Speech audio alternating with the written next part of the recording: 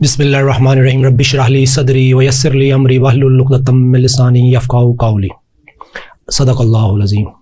अस्सलाम वालेकुम नाज़रीन, शहजाद शौकत प्रोग्राम सनत व मईशत के साथ आपके साथ एक बार फिर। हम अपने पिछले प्रोग्रामों में डिस्कस कर रहे थे, इस चीज़ पे बात कर रहे थे कि पाकिस्तानी का मंशूर क्या होना चाहिए।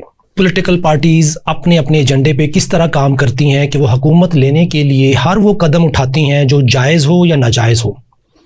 चूँकि हमारे लॉज और पॉलिसीज़ इनकम्प्लीट हैं, जिसकी वजह से वो हर जायज़ और नाजायज़ काम कानूनी दायरे के अंदर रहते हुए अपनी हुकूमत कायम करने की कोशिश करते हैं। लेकिन इस सारे मकसद में, इस सारी सिचुएशन में हम पाकिस्तानी हमारे बेनिफिट वो इग्नोर कर दिए जाते हैं। क्या किसी ऐसी पार्टी ने मंशूर दिया है जिसमें ये बात की जाए कि हमारी आने वाली नस्लें बेनिफिशरी हों उस सिस्टम की जो वो इम्प्लीमेंट करें? क्या हम पाकिस्तानियों को ऐसा मंशूर नहीं चाहिए कि जिसमें हम बेनिफिशरी हों, हम बेनिफिट उठाएं उस सिस्टम से जो इस्लाम ने और पाकिस्तान के आइन ने हर पाकिस्तानी को दी है? नाजरीन, हमारे पास जितने कवानीन हैं उनमें हम पाकिस्तानी बेनिफिशरी तो नहीं हैं, लेकिन हम लाइबिलिटी ज़रूर हैं, जिसमें कि हमारी आने वाली नस्लें लाइबिलिटी के अंदर, डेट ट्रैप के अंदर, मॉडर्न स्लेवरी के अंदर फंसी हुई हैं। हम बेनिफिशरी तो नहीं है, लेकिन हम देनदार ज़रूर हैं। किसके? उस सिस्टम के जिस सिस्टम में हमारे ऊपर कर्ज और सूद चढ़ा दिया गया। हम आज पाकिस्तानियों के ऊपर हर आने वाला लम्हा, हर आने वाला दिन 20 अरब रुपए के हिसाब से सूद बढ़ा रहा है। चूंकि हमारे पास हर रोज़ 20 अरब कमाने के लिए नहीं है, तो इसका मतलब ये हुआ कि लाइबिलिटी इंक्रीज़ हो रही है। नाजरीन, जितनी लाइबिलिटी हम पर चढ़ चुकी हुई है, हमारे पास 7,000 अरब के करेंसी नोट्स हैं, लेकिन हमारी जो लाइबिलिटी है वो 30,000 अरब से बढ़ के 40,000 अरब तक लोकल है। यानी कि अगर हम इसको अज्यूम करें कि ये 40,000 तक पहुंची तो नहीं, लेकिन पहुंचने वाली है, कि 40,000 अरब हमारी लाइबिलिटी और 7,000 अरब के लोन, तो इसका मतलब ये होगा पूरे पाकिस्तान में जो करेंसी नोट हैं वो 6 दफ़ा हम गवर्नमेंट ऑफ पाकिस्तान को वापस करें तो हम उस लाइबिलिटी से निजात पाते हैं। नाज़रीन, ये कैसे कि 7,000 अरब के नोट्स उसको 1 मरतबा दें, 2 मरतबा दें, 3 मरतबा दें, 4 मरतबा दें, 5 मरतबा दें, 6 मरतबा दें, नाज़रीन, फिर जाके लोकल लाइबिलिटी उतरती है गवर्नमेंट ऑफ पाकिस्तान की। इतने तो नोट्स ही नहीं है, इतनी तो रकम ही नहीं है हमारे उस सिस्टम में, करेंसी नोट्स की सर्कुलेशन में। नाज़रीन, इसका मतलब ये हुआ कि जो स्ट्रक्चरल रिफॉर्म है, जो फाइनेंशियल इकोनॉमी है, वो हमारी डैमेज हो चुकी है। वो उसका कोई मैच ही नहीं है कि हम अपने 7,000 अरब कमाते रहें, कमा के ले भी लें, एक बंदा कमा के 7 अरब ले भी ले, लेकिन हम अपनी लाइबिलिटीज उतार ना सकें। इसी तरह डॉलर्स का 130 बिलियन हमारे पास डॉलर्स नहीं है, लेकिन हमारे ऊपर लाइबिलिटी है।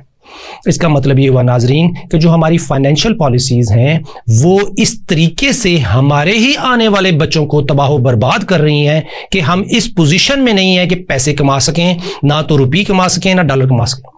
नाजरीन, आज का हमारा मंशूर ये होना चाहिए कि हम पाकिस्तानियों की इनकम बढ़ाई जाए, हम पाकिस्तानियों की इनकम की वैल्यू बढ़ाई जाए, ताकि हम कर्जे जो लोकल हमारी पाकिस्तान की गवर्नमेंट पे हैं वो चढ़ें, वो उतारें, ताकि हम वो कर्जे जो इंटरनेशनल ताकतों से हमने उठाए हुए हैं डॉलर टर्म में, यूरो टर्म में, हम वो सेटल करें। जब तक हमारा फाइनेंशियल सिस्टम, जब तक हमारी फाइनेंशियल इकोनॉमी, उसके लॉज इस काबिल ना हो कि इंसाफ हर आदमी को, हर पाकिस्तानी को मिले, हम उस वक्त तक लेजिटिमेट, जेन्युइन, हकीकी बिजनेस परवोट नहीं कर सकते, परवान नहीं चढ़ा सकते।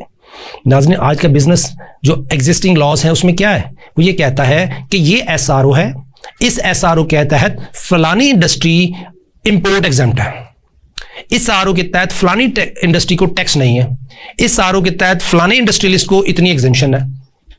नाज़रीन, इसका बेनिफिट क्या होता है? इस SRO में जो एक पार्टी है उसको ये मौका दिया जाता है कि वो अपनी मनमानी से कमाई करे। उसको मौका दिया जाता है कि वो इस SRO की प्रोटेक्शन में पाकिस्तानी अवाम से दबा के कमाए, चाहे वो बैंकिंग सिस्टम है, चाहे वो इंडस्ट्रियल सिस्टम है, चाहे वो फाइनेंशियल सिस्टम है।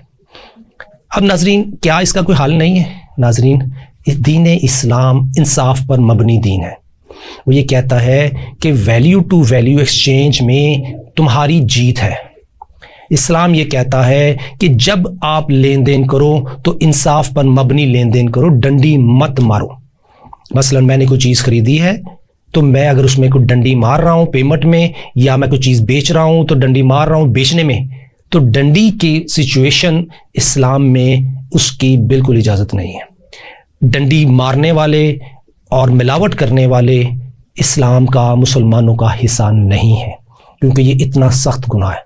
معاشی انصاف ہوگا تو ترقی ہوگی، معاشی انصاف ہوگا تو ٹریڈ بڑھے گی، معاشی انصاف ہوگا تو FBR کا ٹیکس بڑھے گا، معاشی انصاف ہوگا تو گورنمنٹ آف پاکستان کی لائبلٹی سیٹل ہونی شروع ہو جائے گی۔ ناظرین، آج کی پولیٹیکل پارٹیز کے منشور کیا ہیں؟ کیا وہ اس بات کی پلاننگ کر رہے ہیں کہ ہم عام پاکستانی کے بینیفٹ کے لیے کام کریں گے؟ ناظرین، جب بھی فائنینشیل ڈنڈی ماری جاتی ہے تو آنے والی نسلوں پہ ناٹ اونلی کہ قرضہ چڑھ جاتا ہے بلکہ جو ہماری پچھلی نسلوں نے کمایا ہوتا ہے اس کی بھی ویلیو ڈسٹروائے ہو جاتی۔ کیوں؟ ہمارے لاز کمزور ہیں۔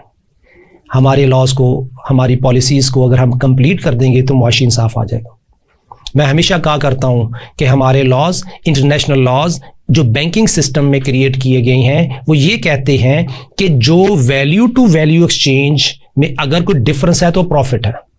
اسلام کہتا ہے کہ value to value exchange equal ہو تو جسٹس ہے۔ بینکنگ لاز یہ کہتے ہیں کہ جو ایک آدمی دوسرے آدمی کے ساتھ لین دین کر رہا ہے اس کا ڈفرنس پروفٹ ہے۔ ایسی بات نہیں ناظرین، ہمیں اپنے پاکستانیوں کے لیے اگر ہم اسلامک بینکنگ کو حلال کر دیں گے تو ہماری آنے والی نسلوں پہ قرضے چڑھنے بند ہوں گے، بلکہ اترنے شروع ہو جائیں گے۔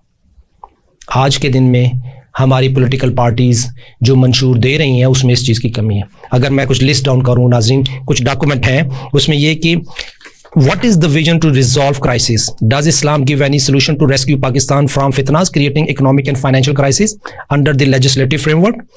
Can we understand Islam as complete message? Is Islam a complete message? Is there any solution to ensure people of Pakistan to live like a Muslim? Is there any solution to ensure people of Pakistan to live a satisfied life? ناظرین، ہمارے ہاں solution ہے۔ خوشخبری کیا ہے ناظرین؟ خوشخبری یہ ہے کہ جب پرابلم کا پتہ نہ ہو کہ کشتی میں سوراخ کہاں ہے تو تمام لوگوں کو فکر ہوتی ہے کہ کشتی میں سوراخ ڈھونڈو۔ جب پتہ چل گیا کہ کشتی میں سوراخ کہاں ہے تو اس کا سلوشن آسان ہے۔ میں آج مثال دیتا ہوں ناظرین آپ کو کہ میرے ایک وکیل صاحب سے بات ہو رہی تھی تو ان کو بات سمجھانے کے لیے میں نے بتایا ان کو کہ جی 10 لاکھ روپے اگر ایک جج صاحب نے اپنے بچے کے لیے سیو کیے تھے 1990 میں، ازیوم کرتے ہیں 10 روپے کا ڈالر ہو تو $1,00,000 کمائی کی ایک حلال طریقے سے پینشن کمائی، جینون ٹریڈ کی ایک پاکستانی نے وہ 10 لاکھ روپے اپنے بچے کے لیے بچایا جو $1,00,000 تھا۔ آج اس کا بچہ وہ بریف کیس کھولتا ہے 10 لاکھ روپے کا تو وہ $1,00,000 نہیں ہے ناظرین، وہ ہے $3,000۔ $97,000 کا ڈاکہ گورنمنٹ آف پاکستان کی پالیسیز کے تحت ایسا پڑا کہ پیسہ تو وہی ہے لیکن ویلیو غائب ہوگی۔ ناظرین، یہ بھی ایک ڈنڈی ہے جس میں کہ ایک دوست نے، ایک پاکستانی نے محنت کر کے کمایا تھا پیسہ، لیکن وہ $1,00,000 $3,000 رہ گیا۔ آج کا فائنینشیل سسٹم یہی کام کر رہا ہے کہ وہ آنے والی نسلوں کی جو سیونگ ہے وہ کھا رہا ہے، آنے والی نسلوں کی انکم وہ ڈسٹرائے کر رہا ہے، جس کی وجہ سے کرنسی مس میچ ہے، ویلیو مس میچ ہے۔ اس مس میچ کو ختم کرنے کے لیے ہمیں پالیسی چاہیے۔ ناظرین، منشور کا صرف ایک کام گورنمنٹ کر دے کہ ایسی پالیسی بنا دے کہ جس میں حلال کام کرنا آسان ہو جائے، انکم بڑھانے کے ذرائع پیدا ہو جائے اور پاکستانیوں کی انکم بڑھا دی جائے تاکہ وہ ٹیکس پے کر کے ان ذمہ داریوں سے نجات پا سکیں۔ یہ ہے سولوشن نٹشل۔ ایک عالم دین نے مجھ سے کہا، شہزاد صاحب آپ اس کا کوئی اسلام سے ریفرنس دیں کہ آج کے دن میں کیا ہمارا دین ہمیں میسج دیتا ہے کہ کرائسس سے نکلنا ہے، اس سودی سسٹم سے نجات چاہیے، تو کیا سلوشن ہے؟ اسی طریقے سے مجھ سے سوال ہوا تھا کہ کیا اس سسٹم کو بند کر دیا جائے؟ ناظرین، نہیں، خوشخبری یہ ہے کہ ہم اس سسٹم کو چلنے دیتے ہیں، اس کو بند نہیں کرتے۔ لیکن حضرت نوح علیہ السلام کو اللہ تعالیٰ نے کیا فرمایا تھا کہ ایک کشتی بناؤ وہ کشتی اگر اللہ تعالیٰ چاہتے تو نافرمانوں کو، کافروں کو، منافقوں کو ایک حکم کے تحت سزا دے دیتے، ختم کر دیتے. نہیں کیا ناظرین. اللہ تعالیٰ نے آپشن دی، اللہ تعالیٰ نے چوائس دی تمام بنی نوع انسان کو جو حضرت نوح علیہ السلام کے دور میں تھے، کہ وہ اپنی آنکھوں سے دیکھتے تھے کہ کشتی بن رہی ہے اور حضرت نوح علیہ السلام کشتی بنا رہے ہیں اور وہ کہہ رہے ہیں کہ اللہ کا عذاب آنا ہے، اس کشتی میں آ جاؤ، بچ جاؤ گے. جب طوفان آیا ناظرین، اس وقت جب لوگوں نے پانی دیکھ لیا، کافروں نے، منکروں نے، مشرکوں نے پانی دیکھ لیا، اور حضرت نوح علیہ السلام اس وقت بھی آواز دے رہے تھے کہ اس کشتی میں آ جاؤ، ایون اپنے بیٹے کو آواز دے رہے تھے کہ اس کشتی میں آ جاؤ، بچ جاؤ گے. ناظرین، اللہ کا قانون ہے کہ جب بھی حلال اور حرام مکس ہوا ہوتا ہے تو اس وقت چوائس دی جاتی ہے تمام لوگوں کو کہ کس نے طاغوت کا ساتھ دینا ہے، کس نے باطل کا ساتھ دینا ہے، اور کس نے اللہ کی کشتی میں آنا ہے. تو میں نے یہی کہا جی سلوشن یہ ہے کہ آج کے دن میں ایک اتھارٹی بنا دی جائے جس میں کہ چوائس ہو کہ ادھر سودی بزنس نہیں ہے، اگر کوئی کسی کی انویسٹمنٹ ڈوب جائے تو وہ رسک لے ڈوب جائے. آج کے سسٹم میں جو اسلامک بینکنگ اور کنونشنل بینکنگ جو سیکیورٹیز گورنمنٹ آف پاکستان کے بہا پہ لیگل فریم ورک کے طور پر دے رہے ہیں، وہ یہ کہتے ہیں کہ ہم ایک بینک ہیں، ہم سیکیورڈ ہیں، ہمارے پاس پیسہ رکھیں، آپ کا رسک نہیں ہے، ہم آپ کو سود دیں گے یا اسلامک سود دیں گے. وہ ایک سسٹم ہے، چلنے دیں. لیکن اس اتھارٹی میں یہ کہہ دیں کہ یہ انویسٹمنٹ ہے جوائنٹ رسک پہ جو اسلام کے تحت، اگر ڈوب گئے پیسے تو ڈوب جائے، نہیں تو آپ اس سسٹم میں چلے جائیں. اس سسٹم میں وہ آئے گا جو ڈنڈی نہیں مار سکتا، جس کا پروفائل ہے کہ وہ دھوکے باز نہیں ہے، جس کا پروفائل ہے کہ وہ مسلمان ہے. تو ناظرین، یہ سلوشن دیا گیا کہ ایک اتھارٹی بنا دیں، ایک لا دے دیں جس میں کہ ہم پاکستانی، جس کے پاس آپشن تو ہو کہ وہ مسلمان رہے. یہ کشتی ہے جو حضرت نوح علیہ السلام کے دور میں حضرت نوح علیہ السلام نے بنائی تھی اللہ کے حکم سے. آج بھی اس دور میں ہمیں ایک علیحدہ سے کشتی بنانی ہے، علیحدہ سے ایک کشتی میں بیٹھنا ہے تاکہ ہم اللہ کے فرامین کی، اللہ تعالیٰ کے حکموں کی ہم آنکھیں بند کر کے اس پہ عمل کر سکیں. ناظرین، یہ ہے وہ بات جو میں نے ادھر عالم دین کو کہی. دوسری بات ناظرین، انہوں نے کہا کہ جی ایک مثال ہوگی، ٹھیک ہے، کشتی بنے گی کیسے؟ ہم نے کہا جی دیکھیں، پی سی او کے تحت اتنے لاز بنے، پارلیمنٹ میں کوئی ہزاروں قوانین ہیں جو بنتے ہیں پروونشل اور فیڈرل لیول پہ. ایک لا بنا کے جس طرح فوجی فاؤنڈیشن کام کر رہا ہے، جس طرح عسکری ویلفیئر ٹرسٹ کام کر رہا ہے، جس طرح پیکیجز لمیٹڈ کام کر رہا ہے، جس طرح اور بڑی بڑی آرگنائزیشنز کام کر رہی ہیں پاکستان میں، وہ ہر جگہ ہر وقت موجود ہیں، اپنے اپنے بازار میں، اپنے اپنے سسٹم میں کام کر رہی ہیں. اسی طرح جب ایک اتھارٹی بنے گی، جس طرح ایل ڈی اتھارٹی ہے، سی ڈی اتھارٹی ہے، جو ان کا فنکشن ہے وہ اپنے فنکشن میں کام کر رہی ہیں، انفراسٹرکچر ڈیولپ کر رہے ہیں، تو اسی طرح یہ جو اتھارٹی ہوگی وہ اس کا کام ہوگا امپلائمنٹ اپرچونٹیز کریٹ کرنا، بزنس اپرچونٹیز کریٹ کرنا. اس کا کام ہوگا کہ انویسٹر اور جو اپرچونٹیز ہیں ان کے درمیان جو گیپس ہیں ان کو دور کرنا، ان کو ایک جگہ پہ بٹھانا، اور اس کے ساتھ ساتھ ڈاکومنٹ کرنا جو انفارمل اکانومی ہے. ناظرین، ہم پاکستانیوں کی اکانومی انفارمل کیوں ہے، کیش اکانومی کیوں ہے؟ اس لیے کہ جو لاز ہیں وہ انکمپلیٹ ہیں، وہ اجازت ہی نہیں دیتے میسز کو کہ وہ اپنی ٹرانزیکشن کو ڈاکومنٹ کریں. کیونکہ اگر وہ اپنی ٹرانزیکشن کو ڈاکومنٹ کرتے ہیں تو ان کے پاس چوائس نہیں ہے کہ وہ سروائیو کر سکیں. سو جب یہ اتھارٹی بن جائے گی، جو آئی ایم ایف کی ریکوائرمنٹ، ورلڈ بینک کی ریکوائرمنٹ، پاکستان کی ریکوائرمنٹ، دنیا کی ریکوائرمنٹ ہے کہ جی پاکستان کی اکانومی ڈاکومنٹ ہی نہیں، وہ آٹومیٹکلی ڈاکومنٹ ہو جائے گی، اور اس کے اندر رہتے ہوئے جو کام ہوں گے انشاءاللہ تعالی ناظرین، وہ حلال پاکستان، حلال اسلام، حلال اکنامک ٹرانزیکشن، اور ہم کہہ سکتے ہوں گے کہ ہم حلال کھا رہے ہیں. یہ ہے وہ پوائنٹ ناظرین جس کو اس دن ایکسپلین کیا. یہ منشور کا حصہ ہونا چاہیے. ناظرین، اگلی بات آپ دیکھیے، حضور نبی کریم صلی اللہ علیہ وسلم جب وہ مدینہ ہجرت کر کے گئے، انہوں نے مسجد نبوی بنائی مین کام، اور اس کے ساتھ ادھر ہی آفس تھا، ادھر ہی ان کا ٹریننگ انسٹیٹیوٹ تھا، ادھر ہی ان کا ایک ٹھیا تھا، اسی میں ہی عبادت کرتے تھے، اسی میں ہی باقی امور کی انجام دہی ہوتی تھی. ناظرین، اس کے بعد انہوں نے دیکھا کہ جو یہودیوں کا بازار ہے مدینہ شریف میں، اس بازار میں جو لاز ہیں وہ ناانصافی، معاشی ناانصافی پر مبنی ہے. تو حضور صلی اللہ علیہ وسلم بجائے اس کے کہ اس بازار کو ٹھیک کرتے، اس کو ٹھیک کرنے کی کوشش نہیں کی، بالکل نہیں کی. اپنا بازار علیحدہ بنا دیا جس کے کچھ اصول رکھ دیے. جو معاشی انصاف کو پروموٹ کرتے ہیں. جو معاشی انصاف پروموٹ ہونا شروع ہوا, جو کنزیومر تھے وہ اس بازار کو چھوڑ کے جو یہودیوں کا تھا, حضور صلی اللہ علیہ وسلم کے بنائے ہوئے بازار کی طرف آنا شروع ہو گئے. ناظرین کیا ہوا کہ وہ کسٹمر جو چاہتا تھا کہ میرے دودھ میں ملاوٹ نہ ہو وہ اس بازار میں آ رہا ہے, وہ کسٹمر جو چاہتا تھا کہ میرے ساتھ ڈنڈی نہ ہو وہ اس بازار میں آ رہا ہے, وہ کسٹمر جو چاہتا تھا کہ میں انڈیو ٹیکسز نہ کر دوں وہ اس بازار میں آ رہا ہے. یہ ہے وہ پوائنٹ ناظرین جس کو ہمیں دیکھنا چاہیے. ہمارے حکومتوں کو, حکومت وقت کو دیکھنا چاہیے کہ ہمیں وہ بازار بھی پیرل بیسس پہ دے دیں جس میں کہ ہم معاشی انصاف کو پروموٹ کر سکیں. ناظرین اس کے علاوہ ایک سوال اور آتا ہے ذہن میں کہ ایسی کون سی خوشخبری ہے جس کے تحت ہم آج کے یہ فتنوں سے بھرے ہوئے معاشرے سے نجات پا جائیں گے. ناظرین اس کا بھی سوال قرآن میں, اس کا بھی جواب قرآن میں ہے. آپ یاد کیجئے یہودیوں کا واقعہ قرآن میں مدلل ڈیٹیل کے ساتھ آیا ہے, اس کے ساتھ احادیث دیکھی جائیں تو آپ دیکھیں کیا ہوا کیا تھا. مچھلیوں والا واقعہ ایک واقعہ نہیں ہے, وہ نصیحت ہے کہ جب فتنہ کریٹ ہو تو اس سے نجات کیسے پانی. آج کے دور میں اگر کوئی لا فتنہ کریٹ کر رہا ہے, کوئی پالیسی فتنہ کریٹ کر رہی ہے اور حکومت وقت اس میں اگر انگیج ہے جانے نہ جانے انجانے میں, تو اس سے ہم پاکستانیوں نے نجات کیسے پانی. کیونکہ گورنمنٹ آف پاکستان میں جو ہمارے بھائی بیٹھے ہوئے ہیں وہ ہر وقت سر جوڑ کے بیٹھے ہوئے ہیں کہ ہم کس طریقے سے انکم کمائیں اور آنے والی پہلی میں ہم سیلریاں دے دیں سرکاری ملازموں کی, آنے والی پہلی میں جو ہمارے پہ سود چڑھا ہوا ہے کچھ نہ کچھ کو سیٹل کر لیں, جو قرض اتارنے کچھ نہ کچھ اتارنے کی کوشش کر لیں.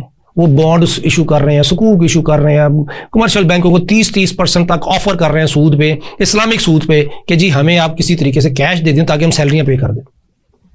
ناظرین فتنوں سے نجات کے لیے قرآن نے کیا راستہ دیا؟ اگر آپ اس کو غور سے آیات کو پڑھیں تو اس میں ایک گروہ یہ کہتا تھا کہ اگر ہفتے والے دن مچھلیاں زندہ رکھی ہیں, ان کو پاؤنڈز میں زندہ رکھا ہے اور اتوار کو پکڑی ہیں تو یہ حلال ہے. گناہ کیا لیکن یہ کہہ کے کیا کہ یہ حلال ہے. ہیلا کیا, پرپز وہی اچیو کیا مچھلیاں پکڑنے کا, چاہے ان کو زندہ رکھا لیکن اتوار کو پکڑی, لیکن کس کے ساتھ چالاکی کھیلی؟ کیا اللہ کو نہیں پتا کہ ہم اس کے ساتھ چالاکی کھیل رہے ہیں؟